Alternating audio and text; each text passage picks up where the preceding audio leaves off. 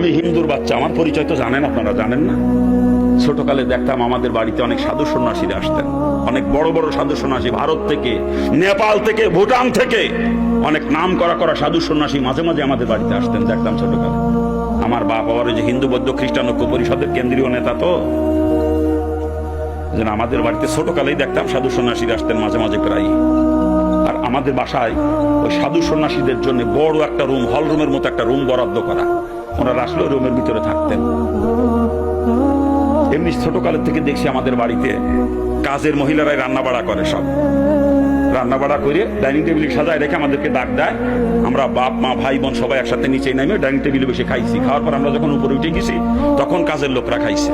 এটা ছোটকালের থেকে দেখছি আমাদের বাসায় এই অবস্থা। কিন্তু যেদিন কোনো সাধু সন্ন্যাসী আসতেন আমাদের বাড়িতে, সেদিন দেখতাম চিত্র পরিবর্তন হয়ে যেত। ওই কাজের মহিলারা শুধু কুটিয়ে বাইটে গুছাই দিয়া পর্যন্ত তাদের দায়িত্ব শেষ। সেদিন রান্না আমার মা নিজের হাতে করতেন কষ্ট করে ওই সাধু সন্ন্যাসীটিকে খাওয়ানোর জন্য।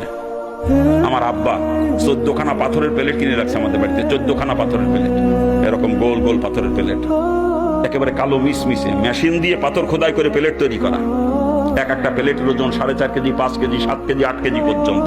ওই সাধু সন্ন্যাসী আসলে ওদেরকে ওই পাথরের প্লেটে খানা দেওয়া হইতো আমাদের বাড়িতে, দেখতাম। পাথরের প্লেটে খানা দিলে খুব খুশি হইতেন ওনারা, আর পাথরের প্লেটে না দিলে খাইতেন কিন্তু অত খুশি হইতেন না, অত খুশি হইতেন না। পরবর্তীতে মুসলমান হওয়ার পর যখন সুন্নাতের উপরে গবেষণা শুরু করছি, তখন জানতে পারছি পাথরের তৈরি প্লেটে খানা খাওয়া আমার রাসূলের সুন্নাত। অনেকে কয় মাটির বাসনে খাওয়া সুন্নাত, কয় এরকম না, কয় না। আর ওটা আর রশিদ সুন্নাত হইতে পারে, রাসূলের সুন্নাত না। রাসূলের সুন্নাত পাথরের তৈরি প্লেটে খানা খাওয়া। আমার মা কত কষ্ট করতেন আমি দেখতাম। যে কয়জন সাধু আসতেন সেই কটা প্লেট বের করতেন, একজন আসলে একটা প্লেটই বের করতেন, বেশি না। ওই ওজনওয়ালা প্লেট ধোয়া পালাও তো কষ্ট নাকি, কান দুই